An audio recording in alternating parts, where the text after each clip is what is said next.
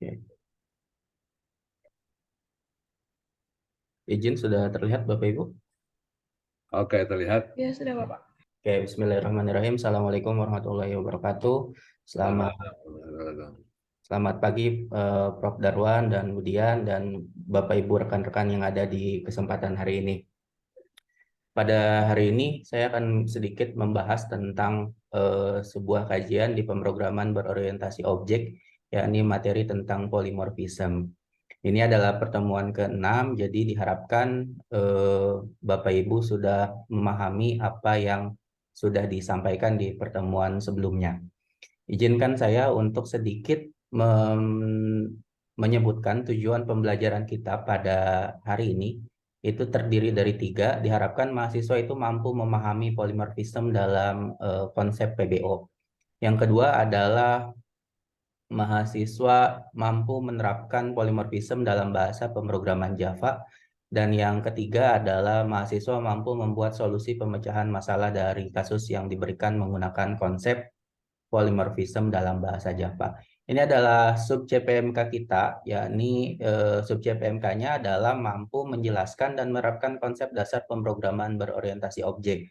Nah, bahan kajiannya adalah polimorfisme yang terdiri dari sub kajian, yakni definisi dan jenis-jenis polimorfisme, dan yang terakhir adalah penerapan polimorfisme dalam bahasa pemrograman Java.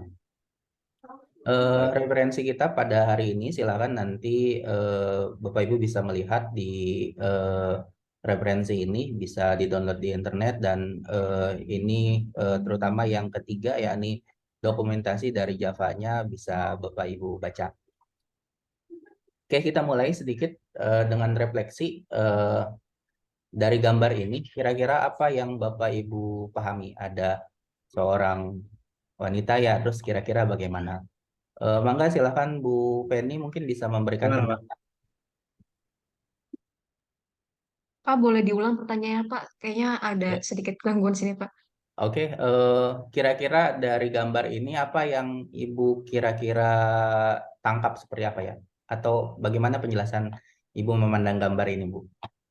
Oh, saya ngelihatnya wanita ibu rumah tangga ya, terutamanya itu multitasking banget sih, Pak. Jadi, at the same time mungkin bisa sambil ngurus anak, bisa sambil belanja juga, atau bisa sambil bersih-bersih rumah.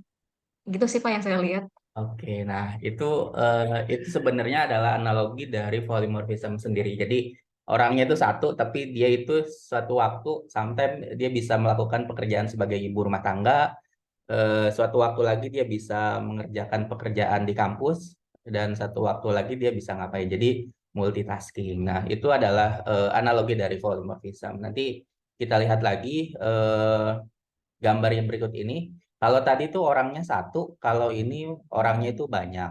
Sorry, kalau tadi orangnya itu satu. Nah, kalau ini apa nih yang banyaknya? Silahkan Bu Alia mungkin bisa menjelaskan. Ya mungkin Pak, dari yang saya pahami dari gambarnya, kalau yang tadi orangnya satu pekerjaannya banyak, mungkin kalau yang ini pekerjaannya satu, mungkin orangnya banyak ya Pak, kalau saya lihat ya.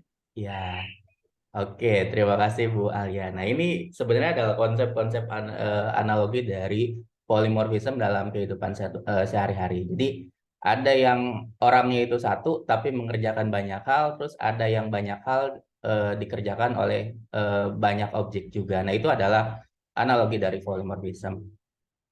Nah, Bapak Ibu, saya ingin sedikit mereview pertemuan kita di minggu lalu. Jadi sebelum kita masuk ke sini, nah Bapak-bapak dan Ibu-ibu, ini ada yang namanya, ini adalah kode program dalam bahasa pemrograman Java.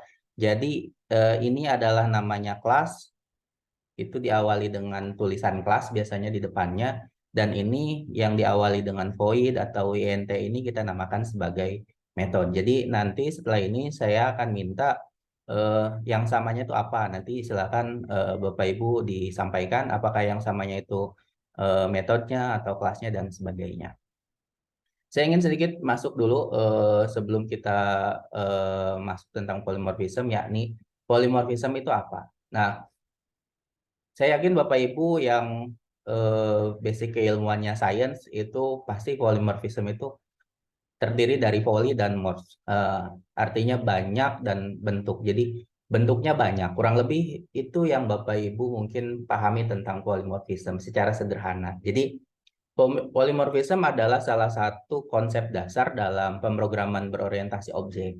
Jadi nanti si polymorphism ini adalah dia itu prinsip di mana kelas itu memiliki banyak bentuk, metode atau fungsi yang berbeda meskipun namanya itu sama. Jadi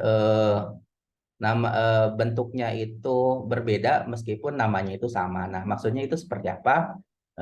Ya seperti ibu ini. Jadi dia bisa suatu saat berperan sebagai ibu, sebagai istri dan sebagai halnya. Jadi orangnya tetap satu sebenarnya, cuma fungsinya yang berbeda-beda.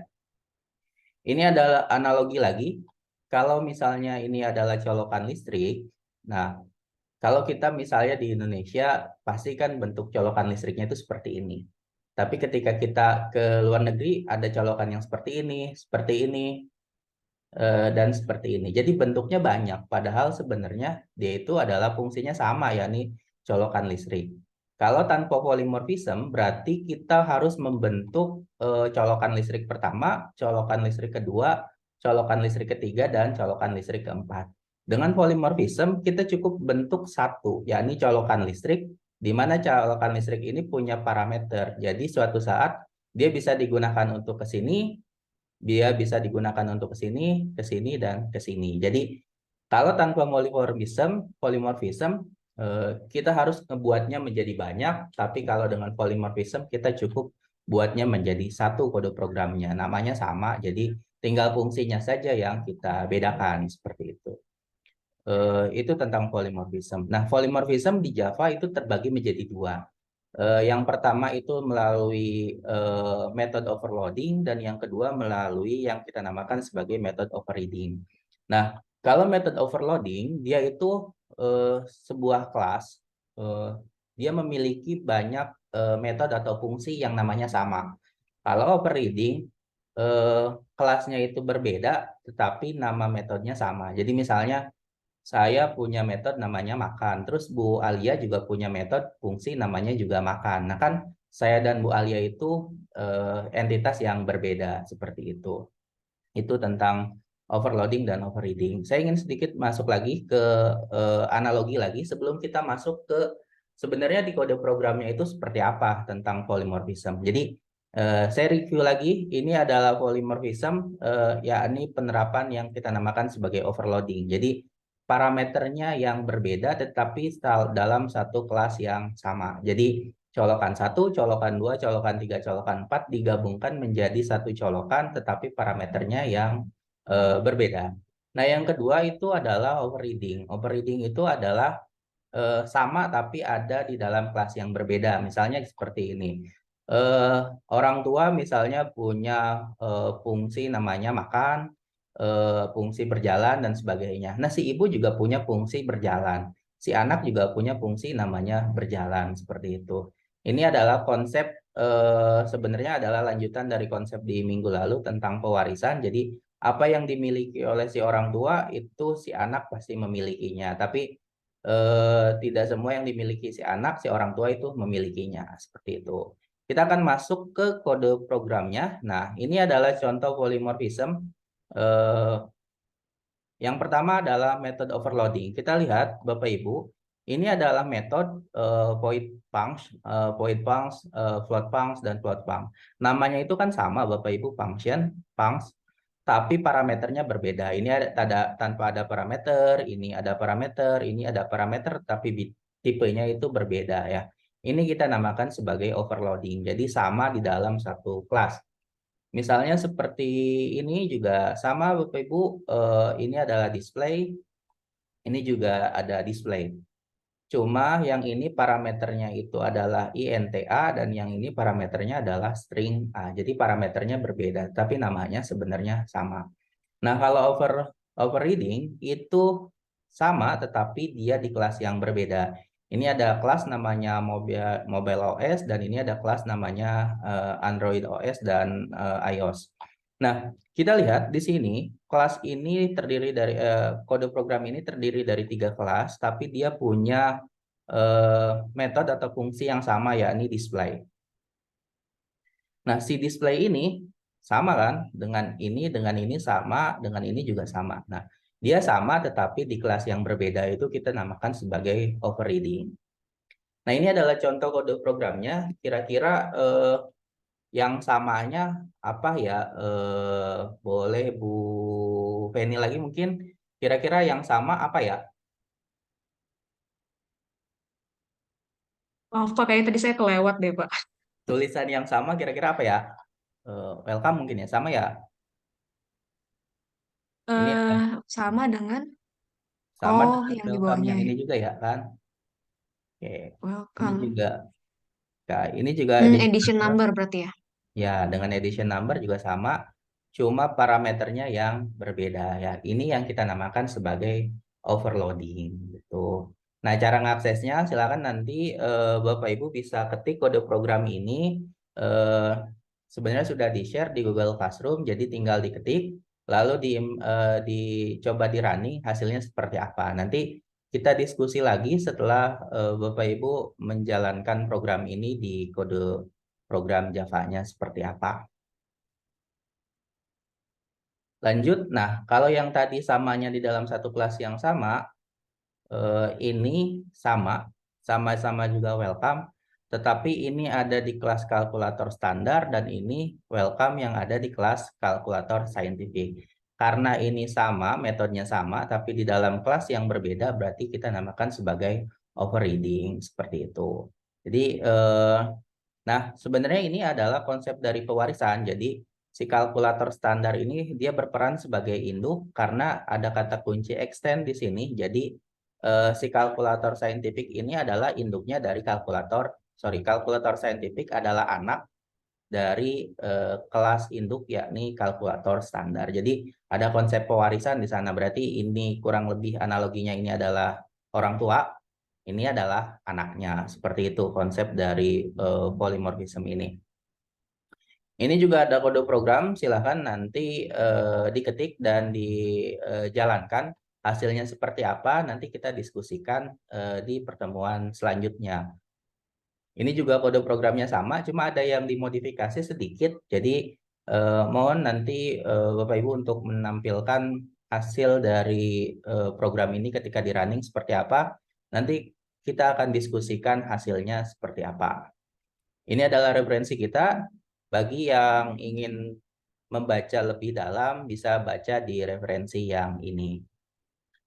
Saya ingin lanjut ke tugas pemecahan masalah yang nanti bisa diselesaikan dalam waktu 1 minggu. Silakan modifikasi program kalkulator yang ada di contoh program menggunakan konsep polymorphism ini. Terus kemudian identifikasi tipe polymorphism apa yang digunakan. Lalu yang selanjutnya beri penjelasan kode program yang Anda buat menurut pemahaman Anda. Jadi kode program ini masalahnya diselesaikan secara berkelompok di 3 orang. Silahkan nanti kemudian kita akan diskusikan di pertemuan minggu depan. Jadi setiap mahasiswa diminta untuk membuat kelompok yang terdiri dari 3 orang, kemudian hasilnya seperti apa kita akan diskusikan di pertemuan minggu depan. Ini ada contoh-contoh lagi. Nah, kita lihat ini ada yang sama, ya ini namanya kontak. Dan ini juga sama namanya kontak. Karena di dalam satu kelas yang sama, berarti kita namakan sebagai overloading. Seperti itu. Ini sama-sama namanya area, ini area, tapi ada di kelas yang berbeda, berarti kita namakan sebagai overriding. Nah, kira-kira menurut pemahaman Bapak Ibu, kalau yang tadi itu samanya itu adalah fungsinya, kalau ini samanya adalah variabelnya. Kita coba bahas lagi di minggu depan tentang kode program ini seperti apa. Keuntungan polymorphism itu apa sebenarnya? Pertama, dari sisi kode reusability. Jadi, satu kode itu bisa digunakan beberapa kali gitu. Jadi, analoginya gini. kalau misalnya dengan polimorfism berarti kita cukup punya satu istri gitu. Tapi dengan tanpa polimorfism berarti ada istri yang menangani kasus A, istri yang menangani kasus B, kasus C, dan kasus D. Jadi dengan polimorfism kita cukup satu aja seperti itu. Readability of code increase, jadi mudah untuk membaca kode programnya kalau tersusun dengan rapi. Lalu apalagi keuntungan dari polymorphism? Yang ketiga, metode yang sama dapat dibuat di kelas anaknya. Jadi misalnya kalau di sini ada metode namanya biaya, di sini si anak juga punya metode biaya juga yang dari si orang tuanya. Jadi apa misalnya uang di sini, uang yang dimiliki si orang tua itu bisa diakses oleh si anak seperti itu. Jadi si ini anaknya lagi ini cucunya, berarti cucunya bisa mengakses apa yang dimiliki oleh si kelas induknya lagi seperti itu. Jadi yang selanjutnya adalah mudah untuk dijalankan. Tapi di sisi kelebihan itu juga ada yang namanya masalah dengan polymorphism. Masalahnya apa? Karena kodenya ini sedikit kompleks, jadi dipastikan Bapak Ibu memahami terlebih dahulu konsep dasarnya sebelum Bapak Ibu mempraktekannya. Jadi kalau misalnya belum paham, boleh jadi ini dipandang sebagai sebuah hal yang kompleks. Tapi kalau misalnya sudah paham, oh ternyata dengan polymorphism bakal jauh lebih mudah. Itu saja dari saya. Silakan kalau ada pertanyaan dari Bapak Ibu dan rekan-rekan semuanya. Silakan. Kalau tidak ada, mungkin saya akan minta Bu Nur Ani, kira-kira kesimpulan apa yang kita pelajari hari ini itu apa ya? Silakan Bu Nur Ani.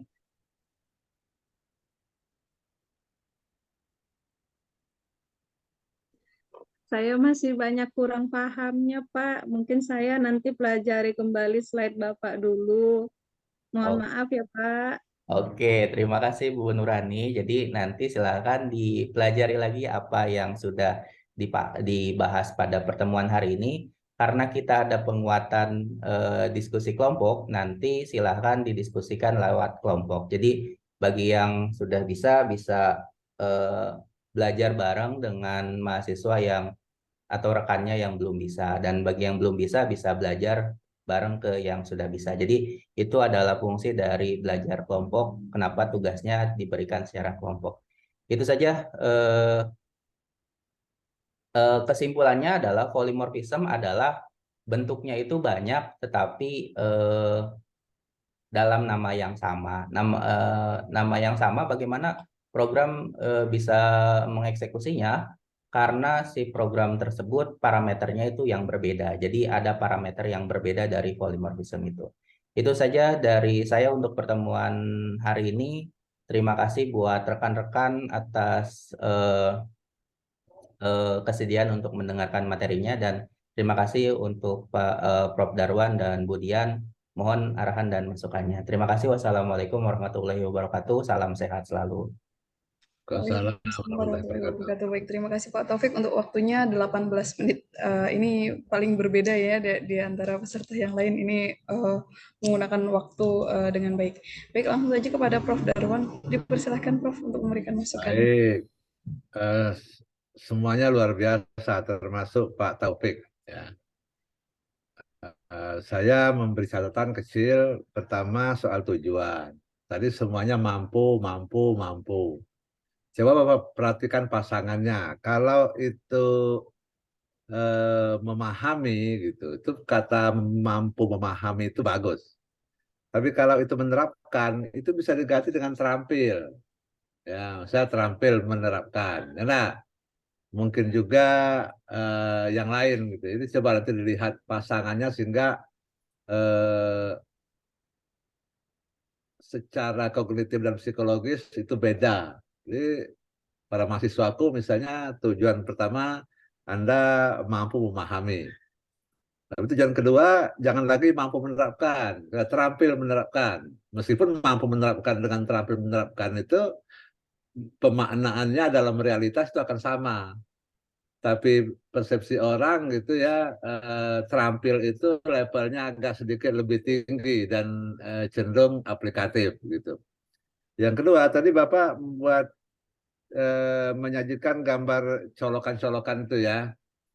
Ada yang 2 lubang, ada yang 3 lubang, tapi bentuknya beda.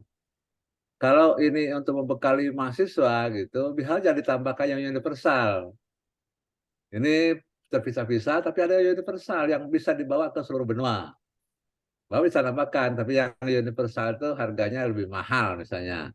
Dulu saya waktu ke Inggris lupa bawa gitu. Akhirnya dibeli di London. Bayangin harganya di London itu luar biasa. Terus saya pulang, sesaat saya ke Jepang. Ternyata beda juga. Saya di Bandara Soekarno-Hatta beli untuk ke Jepang. Gitu. Lupa lagi di mana naruhnya gitu. Terus ketika saya ke Afrika Selatan, saya beli lagi gitu. Padahal yang universal itu bisa digunakan. Dia hanya satu, tapi dengan tombol-tombol tertentu dia bisa digunakan di semua tempat. Terus Bapak menyebut kata kesimpulan, itu bahasa yang paling umum, tapi sebetulnya bahasa standarnya itu ada simpulan.